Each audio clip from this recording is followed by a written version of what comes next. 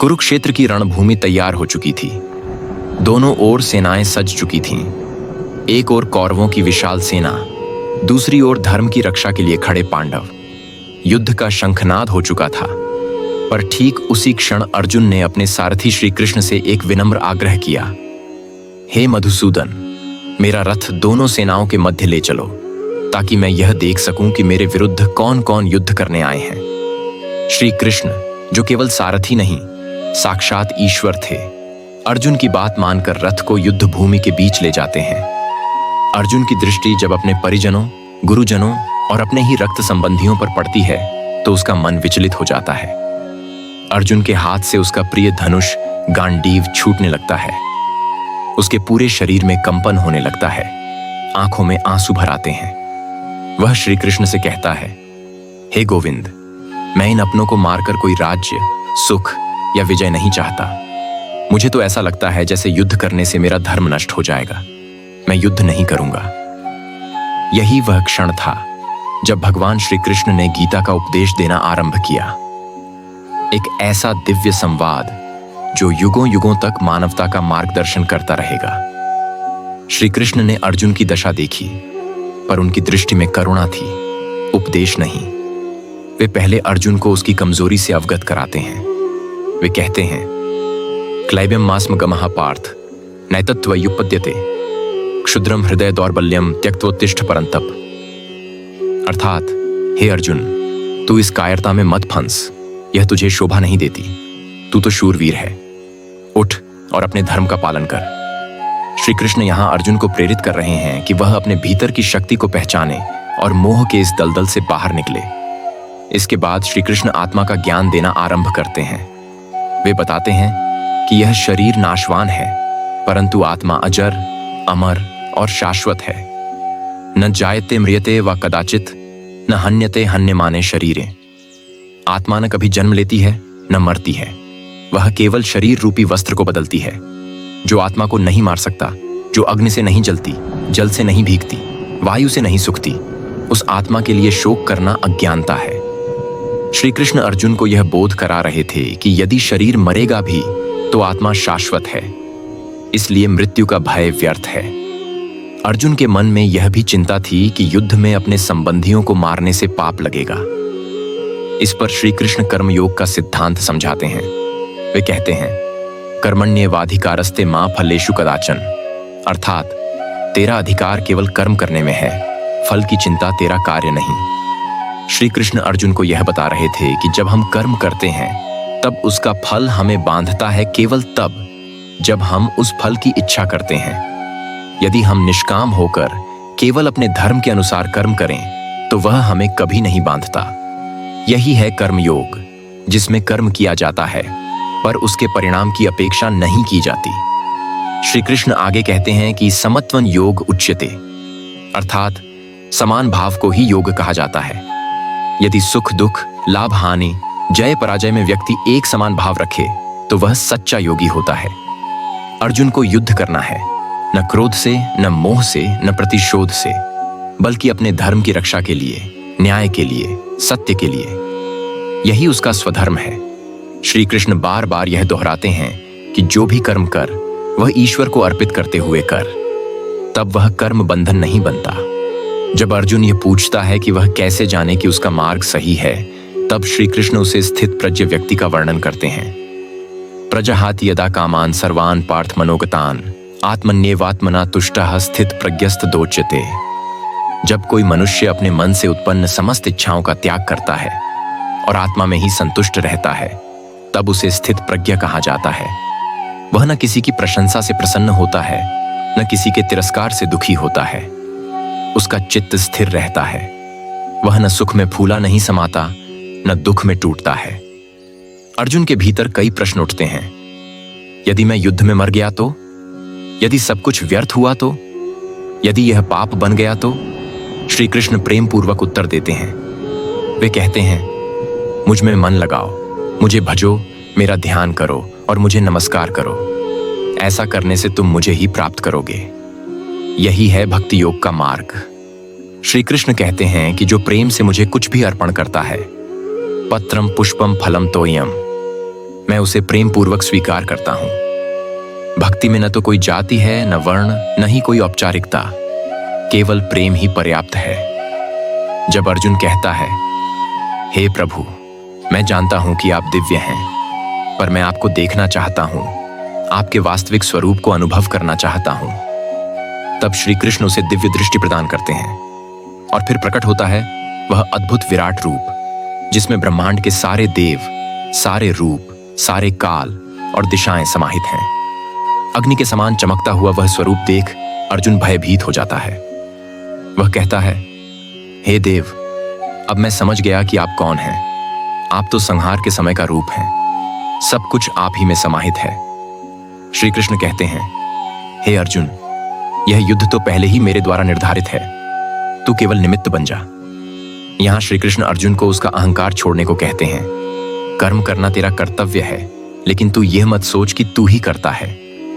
जब कोई व्यक्ति भगवान को निमित्त मानकर कार्य करता है, तब वह कभी नहीं बनता। यही है निष्कामता की पराकाष्ठा। गीता के अंतिम अध्याय में श्री कृष्ण अर्जुन से कहते हैं, सर्वधर्मान परित्यज्य मामेकम शरणं व्रज, अहम त्वाम सर्व पापेभ्यो मोक्षयिष्यामि मा शुचः। हे अर्जुन, सभी धर्मों को त्याग कर मेरी शरण में आ जा, मैं तुझे समस्त पापों से मुक्त कर दूंगा। तू शोक मत कर। यह पूर्ण समर्पण का भाव है। जब व्यक्ति संपूर्ण आत्मा से भगवान की शरण में जाता है, तब वह बंधनों से मुक्त हो जाता है। यह संवाद केवल अर्जुन और श्री कृष्ण के बीच का नहीं है, यह हर मनुष्य के भीतर चल रहे द्वंद्व का चित्रण है। अर्जुन हम सब हैं। जब हम किसी निर्णय के मोड़ पर खड़े होते हैं, जब हमारे अंदर मोह, भय और भ्रम होता है, तब हमें एक कृष्ण की आवश्यकता होती है, जो हमारे भीतर छुपे साहस को जगाए, हमें हमारे धर्म की याद दिलाए और हमें बताएं कि जीवन का उद्देश्य क्या है। अंत में अर्जुन कहता है, नष्टो मोह स्मृतिर्लब्धा त्वत्प्रसाद दानमयाच्युत, अर्थात हे अच्युत, अब मेरा मोह नष्ट हो गया है, मैंने अपनी स्मृति प्राप्त कर ली है, अब मैं आपका आज्ञाकारी हूं, मैं युद्ध करूंगा। यही है गीता का प्रभाव। वह मनुष्य को मोह से मुक्त करती है, उसे उसका धर्म याद दिलाती है और आत्मज्ञान की ओर ले जाती है। श्रीमद् भगवद गीता केवल एक युद्ध भूमि का संवाद नहीं, बल्कि जीवन की हर स्थिति में मार्गदर्शन देने वाला प्रकाश स्तंभ है। श्री कृष्ण का उपदेश आज भी उतना ही प्रासंगिक है जितना तब था। जब मन में भ्रम हो, मोह हो, डर हो, तब यह गीता हमें याद दिलाती है, उठो, जागो और अपने कर्म के पथ पर डटे रहो। श्री कृष्ण अर्जुन को देखते हैं, पर उनकी दृष्टि में उपहास नहीं, केवल करुणा है। वे जानते हैं अर्जुन इस समय केवल एक योद्धा नहीं, एक आत्मा है जो मोह और कर्तव्य के बीच जूझ रही है। श्री कृष्ण मुस्कुराते हैं और प्रेम पूर्वक कहते हैं, क्लैबियम मा स्म गमः पार्थ, अर्थात हे पार्थ, तू इस कायरता में मत पड़, यह तुझे शोभा नहीं देती। तू अर्जुन है, सखा है मेरा, तू धर्म का रक्षक है। यहीं से शुरू होती है आत्मा और परमात्मा की वह यात्रा, जिसे आज संपूर्ण विश्व श्रीमद् भगवद गीता के रूप में जानता है। अर्जुन मृत्यु के भय में फंसा है, पर श्री कृष्ण उसे बताते हैं, न त्वेवाहम जातु नासम न त्वम नेमे जनाधिपा, अर्थात ना मैं कभी न था, ना तू, ना ये राजा, हम सब सदा थे, सदा हैं और सदा रहेंगे। श्री कृष्ण आत्मा का ज्ञान देते हैं। आत्मा न कभी जन्म लेती है, न मरती है, न वह जल में गलती है, न अग्नि में जलती है, न हवा से सूखती है। शरीर तो वस्त्र के समान है, आत्मा उसका धारक। मृत्यु केवल वस्त्र बदलना है, तो फिर शोक कैसा?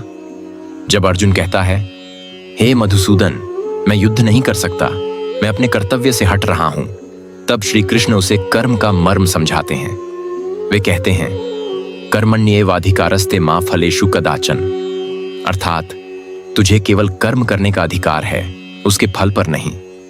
यदि हम कर्म करते हुए फल की अपेक्षा रखें, तो वह हमें बांधता है, पर यदि हम फल की चिंता छोड़कर केवल अपने धर्म का पालन करें, तो वह कर्म मुक्तिदायक बनता है।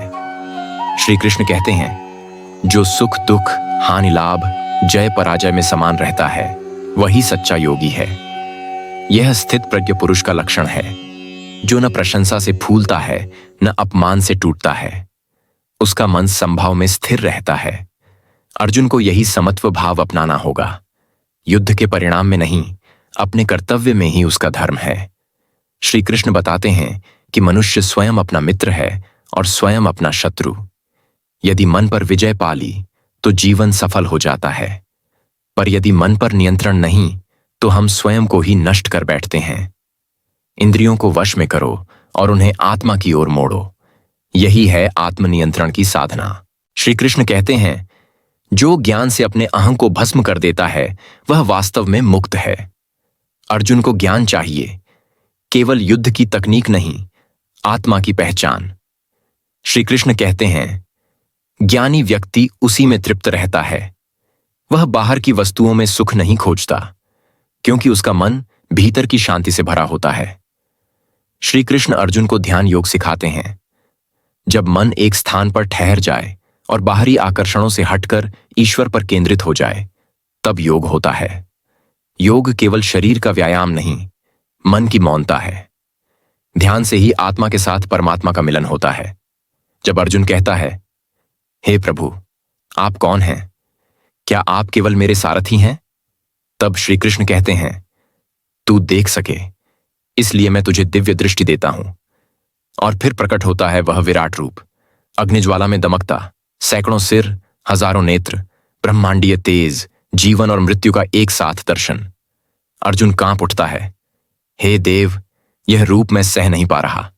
आप ही सबका संहार कर रहे हैं, मैं केवल निमित्त हूं। श्री कृष्ण मुस्कुराते हैं, सत्य यही है, हे पार्थ, तू केवल माध्यम है, कर्ता मैं हूं, बस तू मेरा साधन बन जा। जब अर्जुन भय और विस्मय से पूछता है, क्या केवल ज्ञान से मोक्ष मिलेगा? तब श्री कृष्ण कहते हैं, नहीं, केवल प्रेम ही पर्याप्त है। वे कहते हैं, यदि कोई भक्त प्रेम से मुझे पत्र, पुष्प, फल या जल भी अर्पित करता है तो मैं उसे स्वीकार करता हूं। भक्ति सबसे सरल, सबसे पवित्र और सबसे प्रिय मार्ग है। जो मुझे प्रेम से भजता है मैं उसे कभी नहीं छोड़ता। अंत में श्री कृष्ण कहते हैं, सर्वधर्मान परित्यज्य मामेकम शरणम व्रज। हे अर्जुन, तू सारे धर्म, सारे नियम छोड़कर केवल मेरी शरण में आ जा। मैं तुझे समस्त पापों से मुक्त कर दूंगा। शोक मत कर। यही गीता का सर्वोच्च सूत्र है, पूर्ण समर्पण। जब व्यक्ति अपने अहं को त्याग कर अपने संपूर्ण अस्तित्व को भगवान को सौंप देता है, तब वह मुक्त हो जाता है। गीता का उपदेश समाप्त होता है। अर्जुन की आंखों में अब न मोह है न डर। वह कहता है, नष्टो मोह स्मृतिर्लब्धा त्वत् प्रसाद आन्मयाच्युत। हे अच्युत, अब मेरा मोह समाप्त हो गया है। मैंने अपनी स्मृति, अपने धर्म को पा लिया है। मैं अब युद्ध करूंगा। ये केवल युद्ध की स्वीकृति नहीं, बल्कि आत्मा की पुनर्जागृति है। अब अर्जुन केवल योद्धा नहीं, सच्चा साधक बन चुका है।